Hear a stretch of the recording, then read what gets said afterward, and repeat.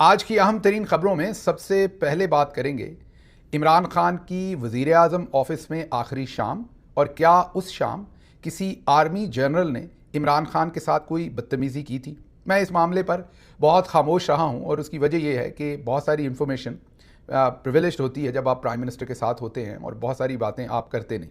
लेकिन जब हमारी हुकूमत जा रही थी तो ऐन उस वक्त भी, उस दिन और उससे अगले दिन ये इन्फॉर्मेशन फीड की गई कि खुदा न खास्ता उस ऑफिस में किसी ने इमरान खान साहब से बदतमीज़ी की, बल्कि खबर ये फीड की गई कि उन्हें किसी ने थप्पड़ मार दिए।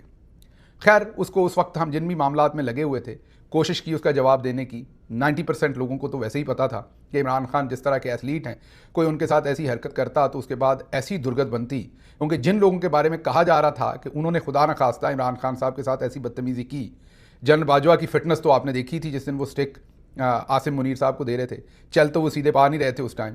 तो ये बहरहाल सब कुछ हुआ, लेकिन मैंने जैसे कहा कि ये एक तरीकाकार होता है किसी का इमेज बर्बाद करने का, या जो असल मुद्दा है उससे चीज़ें हटाकर ऐसी चीज़ों के ऊपर डिस्कशन ले जाने का जो ज़रूरी ना हो लेकिन गदला करने का माहौल, ये ऐसी सिचुएशन जो है वो क्रिएट की जाती है। और उस वक्त जब हमारी हुकूमत जा रही थी, हमारी ज़ाहिर है फोकस हमारा किसी और चीज़ों पर था, और ये एक मिस इन्फॉर्मेशन मार्केट में फैलाई गई थी। कहा गया कि 2 हेलीकॉप्टर उतरे और उसमें से लोग आए जिनकी इमरान खान साहब से बात हुई, वहाँ बदतमीज़ी हुई, और फिर ये खबर फैलाई गई कि उनको थप्पड़ मारे गए या थप्पड़ मारा गया। और इस चीज़ के ऊपर पटवारी बड़े खुश हुए, टाउट साफ़ी बड़े खुश हुए।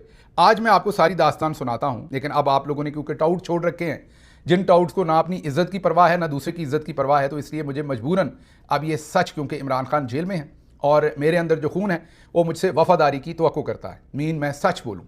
मैं आपके डर की वजह से इमरान खान की इज़्ज़त को किसी सूरत काम ना होने दूँ, स्पेशली जब वो जेल में है और अपनी बात खुद नहीं कर सकते। तो मैं अल्लाह को हाजिर नाजिर जानकर जो मैंने अपनी आंखों से देख रखा है वो दुनिया के सामने रखूं, क्योंकि वो दुनिया की अमानत मेरे पास है। जैसे मैंने कहा कि मैं इस सारे इशू के ऊपर कभी लबकुशाई नहीं की, क्योंकि ये प्रिविलेज्ड एक ऐसी इंफॉर्मेशन होती है जो हेड ऑफ स्टेट के साथ रहते हुए आपको छोटे मोटे ये जो लौंडे लपाड़े हैं, मंसूर अली खान साहब कहते होते हैं, इनकी बातों के ऊपर आपको जवाब नहीं देना चाहिए। लेकिन पहले इन्होंने कहा क्या खान साहब के बारे में, उस पूरी सिचुएशन के बारे में वो सुन लीजिए।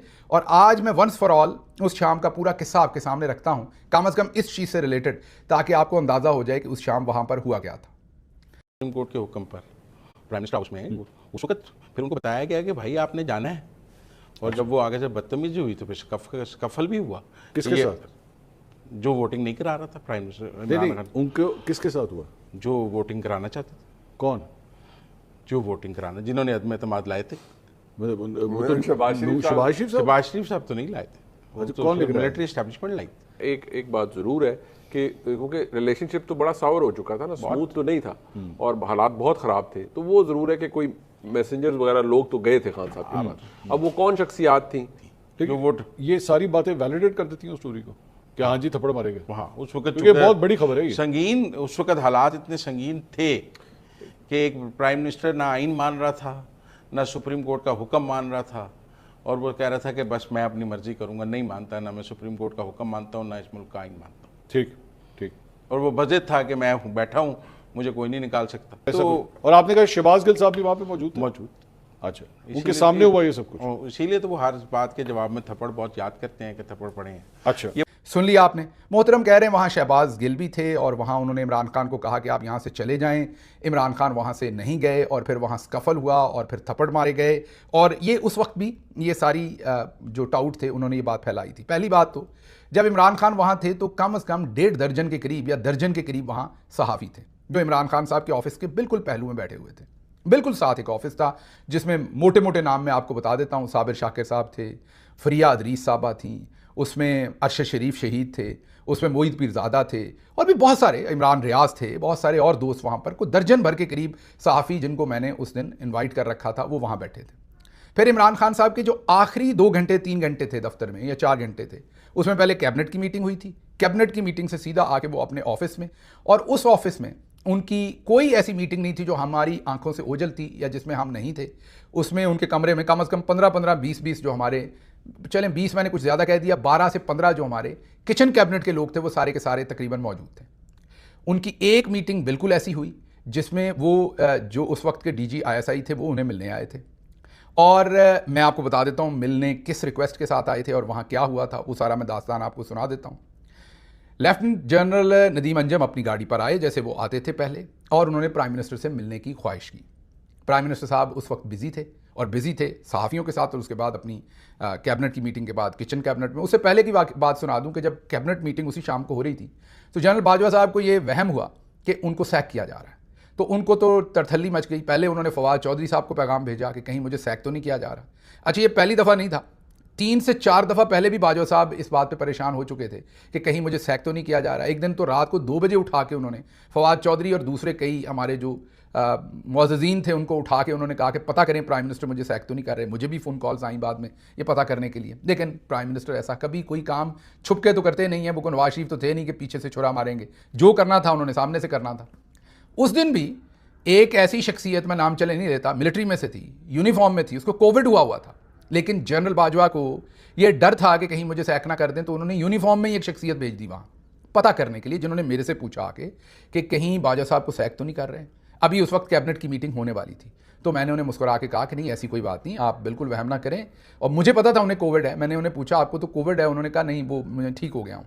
तो मैंने उन्हें आंख ब्लिंक करके कहा कि आप ठीक नहीं हुए, जाके घर रेस्ट करें, ऐसी कोई बात नहीं है। खैर, कैबिनेट की मीटिंग हो गई। उसके बाद प्राइम मिनिस्टर की सहाफ़ियों से बात हुई, सहाफ़ियों से ग्रुप की सूरत में बात हुई, अलग अलग बात हुई। उसके बाद उनके चैम्बर में चले गए, तमाम हमारी किचन कैबिनेट के लोग वहाँ बैठ गए, और वहाँ पर नदीम अंजम साहब जो है वो बाहर आकर बैठे थे। वो प्राइम मिनिस्टर से मिलना चाहते थे। प्राइम मिनिस्टर को जब आकर ब्रिगेडियर जो प्राइम मिनिस्टर के ज़ाहिर साथ होते हैं मिलिट्री सेक्रेटरी के तौर पर, उन्होंने बताया, उन्होंने कहा कि उन्हें इंतज़ार करवाइए, मैं मिलता हूँ। कोई आधा घंटा तकरीबन या 35 मिनट वो जो मीटिंग ख़त्म हुई प्राइम मिनिस्टर की, उसके बाद DG ISI जो उस वक्त के थे उन्हें अंदर बुलाया गया।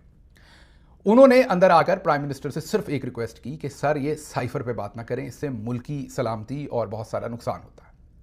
आप बाकी कोई बात भी कर लें, आप अब जाहिर है वोट ऑफ नो कॉन्फिडेंस हो रहा है, आप जाहिर है अब प्राइम मिनिस्टर नहीं रहेंगे, तो बराए मेहरबानी।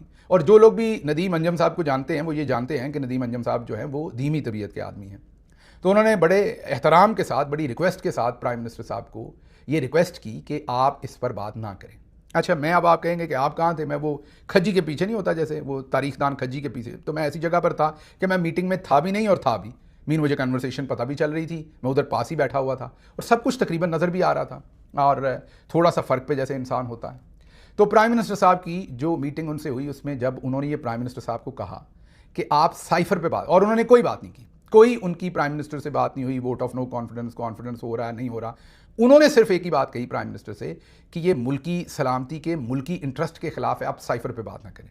तो प्राइम मिनिस्टर ने, जैसे कि वो जब कॉर्नर टाइगर होते हैं, आपने उन्हें ऑस्ट्रेलिया में और दूसरी जगहों पर क्रिकेटिंग किट के अंदर देखा है, तकरीबन उसी तरीके से वो आगे हुए, दोनों हाथ उन्होंने मेज़ के ऊपर रखे और पूरी तरह से घूर के उन्होंने लेफ्टिनेंट जनरल नदीम अंजम साहब को कहा कि आप अब भी बात कर रहे हैं मुल्की इंटरेस्ट की और सलामती की, आप लोग इन चोरों को लेके आए हैं और ये वोट ऑफ कॉन्फिडेंस करवा रहे हैं, और अभी भी आप मुझे ये कह रहे हैं कि साइफर में मैं बात ना करूं, मुल्क की सलामती का नुकसान हो जाना। आपको पता है कि आप लोगों ने क्या किया है? इन चोरों को मुल्क पर मुसल्लत करके जो मुल्क का आप नुकसान करेंगे, ये आपको अंदाज़ा है। लेकिन प्राइम मिनिस्टर साहब का जो लहजा था, वो जितने लोगों ने उनके साथ काम किया उनको पता है कि वो बहुत तहजीब के साथ बात करते हैं। वो कभी किसी ब्यूरोक्रेट को, वो बहुत इनिशियल लेवल का हो, मिड लेवल का हो, सीनियर हो, कोई फौजी ऑफिसर हो, कोई प्राइवेट हो, इवन उनका अपना ड्राइवर हो, स्टाफ हो सकता है जब वो एथलीट थे क्रिकेट के ज़माने में, जवानी में गुस्सा आता हो, मैंने तो तब उनके साथ काम नहीं किया, लेकिन जितनी देर मैंने काम किया, लोगों को पता नहीं उनके बारे में क्या वहम है, मैंने उनके मुंह से कभी कोई गाली नहीं सुनी। ज़रूर जिन्होंने उनके साथ क्रिकेट खेली होगी, सुनी होगी, मुझे नहीं पता, लेकिन मैं इस चीज़ की कसम दे सकता हूँ कि मेरे सामने उन्होंने कभी किसी शख्स को गाली नहीं दी, कभी किसी शख्स के साथ बदतमीज़ी उस तरीके से नहीं की। हाँ, डांट ज़रूर लेते हैं, लेकिन वो भी उस शख्स को जिससे वो समझते हैं कि वो उनके करीब है या उनका रिश्ता है, जो इसको वो पराया समझते हैं। मीन कोई सरकारी मुलाजम है, कोई और शख्स है, उसके साथ वो बहुत तहजीब के साथ अपना, अगर नागवारी भी, मसलन जो ये जो बने थे बाद में, नाम उनका मुझे भूल रहा है, काफ़ी हेल्दी हैं वो, जो बने थे बाद में सेक्रेटरी इलेक्शन कमीशन, वो हमारे फूड सेक्रेटरी थे हमारी गवर्नमेंट में। तकरीबन प्राइम मिनिस्टर ने 39 मीटिंग्स की थी, अगर मैं गलत नहीं हूँ, 39 गंदम इंपोर्ट करनी थी। पीछे से बाजवा साहब नहीं चाहते थे कि गंदम इंपोर्ट हो, और वो चाहते थे कि पाकिस्तान के अंदर गंदम का क्राइसिस खड़ा हो। तो प्राइम मिनिस्टर ने 39 मीटिंग्स में भी उन साहब को, वो जो सेक्रेटरी थे, मेरे जहन से नाम उनका निकल रहा है, उनको कभी भी उनके साथ ऐसी बात नहीं की थी जो शायद शरीफ या दूसरे जो हैं वो दूसरी या तीसरी मीटिंग में ही उनके ऊपर से गुजर जाते। तहजीब और तमद्दन का जो दामन था वो प्राइम मिनिस्टर ने थामे रखा। 39 मीटिंग्स के बाद जाके हम गंदम मंगवाने में कामयाब हुए थे, क्योंकि पीछे से बाजवा साहब मुकम्मल लगे हुए थे कि गवर्नमेंट को किसी तरह से भी फेल करना है। ये वोट ऑफ नो कॉन्फिडेंस तो बड़ा, और साइफर तो फिर वो खुले होकर उनको बाहर आना पड़ गया ना, उससे पहले वो सारी एफर्ट कर रहे थे। तो अब वापस आता हूँ, नदीम अंजम साहब ने जब ये बात की, ये मैंने कभी बात नहीं करनी थी। नदीम अंजम साहब, आपकी खिदमत में अर्ज़ है कि ये आप अपने महकमे को कहें कि ये जो 2-2 टके के आपने टाउट छोड़े हुए हैं, जो इस तरह के झूठ बोलते हैं, जब ये ऐसे झूठ बोलेंगे तो फिर हमें बातें करनी पड़ेंगी जिससे आपकी इज्जत में कमी आएगी। हालांकि ऑफिशियल कैपेसिटी में वो आपने जो प्राइम मिनिस्टर से बात की और प्राइम मिनिस्टर ने आपसे बात की, वो मैं नॉर्मल हालात में ये कभी ना करता। अब इस बात को 3 साल गुजर गए, मैंने कभी नहीं की, लेकिन अब आप इमरान खान के गिरेबान पर इस तरह के घटिया और 2 नंबर किस्म के लोगों को टेलीविजन पर छोड़ेंगे तो फिर मुझे जवाब देना पड़ेगा कि उस दिन हुआ क्या था। तो प्राइम मिनिस्टर साहब ने उनसे जब ये बातें की तो जाहिर है डीजी साहब को वो बातें नागवार भी लगी होंगी, बुरी भी लगी होंगी, परेशान भी हुए होंगे। तो जब वो वहाँ से उठे तो उनका चेहरा सारा लाल था, डीजी साहब का, परेशान थे। मैं आपको ये पूरी जिम्मेदारी से कह रहा हूँ कि बहुत परेशान थे जब वो वहाँ से गए। और प्राइम मिनिस्टर जाहिर है उन्होंने अपना कन्वे किया उन्हें कि आप लोग अब मुल्क की सलामती की बात कर रहे हैं, दैट्स इट, इससे ज़्यादा ना कोई बात। और मेरे ख्याल में तो प्राइम मिनिस्टर साहब नॉर्मल दिनों में इतना गुस्सा भी ना करते जितना उन्होंने किया, लेकिन वहाँ पर एक ही शेर था उस दिन और उसका नाम इमरान खान था। वो शेरों की तरह उन्होंने अपना सारा कंडक्ट किया। ये मैं मुहावरतन जैसे नवाज शरीफ को शेर कह देते हैं, मैं उस तरह से नहीं कह रहा। एक बंदे के सामने उसकी हुकूमत गिर रही हो, सब कुछ हो, और वो फिर भी मुस्कुरा रहा हो, फिर भी वो सारी चीज़ों को बहुत, और ये मैं अकेला नहीं कह रहा, सारे जर्नलिस्ट उनको मिले थे, पूछ लें कि कहीं वो परेशान थे, कहीं पर उनके चेहरे के ऊपर किसी किस्म की उदासी परेशानी थी, बल्कि उन्होंने हंसते हुए कहा था कोई रह तो नहीं गया जो मेरे खिलाफ खड़ा ना हुआ हो। तो ये एक बड़ी बदकिरदार किस्म की हरकतें हैं, लेकिन मुजम्मिल सोहरवर्दी साहब से मैं और कुछ एक्सपेक्ट कर भी नहीं सकता। आप सीधा ही जो मुल्क का सबसे बड़ा लीडर है, आप उसके बारे में एक ऐसा बहतान लगा रहे हैं। और मुझे कई लोगों ने पूछा बाद में कि जी गिल साहब वाकई ऐसा को वाकया हुआ था, और मैं उन लोगों की शक्ल देखता हूँ कि ये क्या अपनी होश में है। कौन जुर्रत कर सकता था उस दिन प्राइम मिनिस्टर को, मीन इमरान खान। और वो आज यकीन करें, मैं बड़ा बोल नहीं बोलता, आज कोई ये जुर्रत नहीं कर सकता कि जाके इमरान खान को हाथ लगाए, क्योंकि उसका नाम इमरान खान है। वो उस शख्स के साथ बाद में क्या होना है उसको अंदाज़ा होगा अगर कोई शख्स इमरान खान के साथ ऐसा करेगा। पूरी कौम का लीडर है वो, उस वक्त वो प्राइम मिनिस्टर था, ऑफिस में बैठा हुआ था, और उसके वजीर, पूरे मुल्क का मीडिया जो है वहाँ बैठा हुआ था। तो अपनी मर्जी की एक दास्तान बनाई और फिर उसके अंदर ये सारी हवा भरी गई। ये मैं कभी ना रखता ये पूरी दास्तान आपके सामने, क्योंकि जाहिर है इसमें कुछ ऐसी बातें हैं कि जो मेरे ख्याल में तो मुनासिब नहीं है कि उस वक्त प्राइम मिनिस्टर की डीजी आईएसआई के साथ क्या बात हुई ये मैं आपके सामने रखूं, लेकिन मजबूरी में। लेकिन मैं ये आपको बता दूं कि उस वक्त ना बाजवा साहब, ना डीजी आईएसआई, ना किसी की जरूरत नहीं थी कि वो इमरान खान के आगे आवाज़ ऊंची से भी बात करें। जितने देर तक, जितने मिनट तक, जितने सेकंड तक वो प्राइम मिनिस्टर रहे, वो अपनी पूरी मतानत, अपनी पूरी इंटेग्रिटी और अपनी पूरी शान के साथ रहे। आप लोगों को कभी भी, आज भी, आज से 100 साल के बाद भी, ये एक लम्हे के लिए आपको शर्मिंदा होने की ज़रूरत नहीं होनी चाहिए कि वो सामने सदर ट्रंप हो या पुतिन हो या वो आपके मुल्क का आर्मी चीफ हो या आईएसआई का चीफ हो। इमरान खान ने वही कंडक्ट किया जो वो आपके सामने करते हैं। कभी उनका कोई प्राइवेट लिसा या किसी किस्म का ऐसा, लिसा पंजाबी में हम कहते हैं कमज़ोर को, कोई कमज़ोर उनका कंडक्ट नहीं था। अब चलते हैं अगली खबर की तरफ। इमरान खान साहब की आज जेल में मुलाकात हुई है और जेल में उनके साथ जो मैंने पिछली आपको व्लॉग में बताया कि उनकी जो अखबार है, टेलीविज़न है, इत्तलात हैं, मुलाकातें हैं, वो बंद हैं, लेकिन अंदर से वो आपके नाम पैगाम कौन सा भेज रहे हैं। वो मुजम्मिल सोहरवर्दी के नाम भी यही पैगाम है, लेकिन वो अब क्या करें, वो तो मेरा ख्याल आगे और पीछे से दोनों तरफ से एक ही जैसे लगते हैं, क्योंकि आगे से ज़रा ऊपर से गोल है, पीछे से ज़रा नीचे से गोल है, तो वो एक ही जैसे हैं। उन्हें पता नहीं चलता अगला साइड कौन सी है, पिछली साइड कौन सी है। तो वो तो बेचारे नहीं, सीना तान के नहीं खड़े हो सकते, क्योंकि उनको कहेंगे सीना तान के तो उन्होंने पता नहीं क्या तान के खड़े हो जाना है। तो कप्तान ने कहा है कि आवाम जो है वो घबराए नहीं, सीना तान के खड़ी हो। आपका कप्तान जेल में सीना तान के खड़ा है। अगस्त 5 और 14 को आप बाहर निकले, मैं आपकी तहसीन करता हूँ। दोबारा भी मेरी कॉल जब भी मैं दूँ आपने निकलना है। गिरफ्तारियों और कैंगरू कोर्ट से आपने डरना नहीं है। जुल्म के तूफ़ान के सामने आपने डटे रहना है, हौसला नहीं हारना। मैं काल कोठरी में रहकर भी हकीकी आज़ादी की जंग लड़ रहा हूँ। मुकम्मल कैद तन्हाई नाफिज कर दी गई है। अहले खाना और वकला से मुलाकात बंद है। टीवी, अखबार, मालूमात का कोई भी ज़रिया खुला नहीं रह गया। बुशरा बीबी के साथ खुसूसी जुल्म पर उन्होंने दोबारा बात की है। बुशरा बीबी क्योंकि एक सॉफ्ट बेली होती है, हर शख्स के घर की ख़वातीन, उसके बच्चे, बुशरा बीबी को स्पेशली टारगेट किया जाता है, बार बार टारगेट किया जाता है।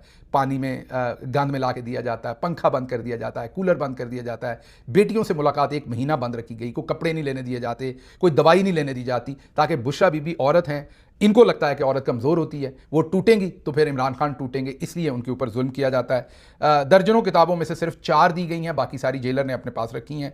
ज़ाती डॉक्टर से तवील अरसे से मुलाकात नहीं करवाई गई, जुल्म और जबर के सामने कभी सर नहीं झुकाएंगे, अंधेरी रात जितनी भी तवील हो सुबह ज़रूर होती है, इंसाफ और आज़ादी का सूरज जल्द तुलू होगा, सैलाब और बारिशों में जानी नुकसान पर मुझे अफसोस है।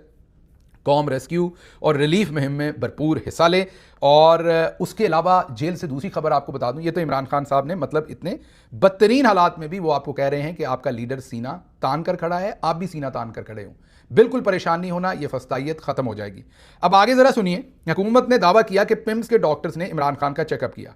आज इमरान खान साहब ने बताया कि मेरे पास तो कभी कोई डॉक्टर्स नहीं आए। अब आप ज़रा गौर कीजिए, मुझे खैर खुद भी पता है जब मेरे पे बहुत शदीद तशद्दुद किया हुआ था तो एक दिन सुबह 5 बजे मुझे पिम्स ले गए, क्योंकि अदालत ने कहा हुआ था कि इनका चेकअप करवाएं। 5 बजे मुझे जब लेके गए तो जिस कमरे में मुझे लेके गए 5 या 5:30 हुए होंगे, जब लेके गए वहाँ पर तो वहाँ बहुत सारे डॉक्टर्स बैठे हुए थे। मुझे ऐसे लग रहा था दोपहर का 1 बजा हुआ है, तो वो बेचारे सारे आए बैठे हुए थे, प्रोफेसर्स भी थे, मेरा ख्याल हेड भी थे पिम्स के जो थे। तो उनमें से किसी ने मेरे से बात भी नहीं की, मतलब लाइक कोई सलाम दुआ भी नहीं हुई। चेक करना तो दूर की बात है कि कोई मेरा लाइक ब्लड प्रेशर ले ले या कुछ भी चेक कर ले या मेरे जिस्म पर जो निशानात थे तशद्दुद के वो देख लें। बस मैं 5 मिनट वहाँ बैठा हूँ तो पुलिस ने कहा आएँ जी चलें। तो जाहिर है साथ एजेंसीज के लोग भी थे, वहाँ से निकल गए।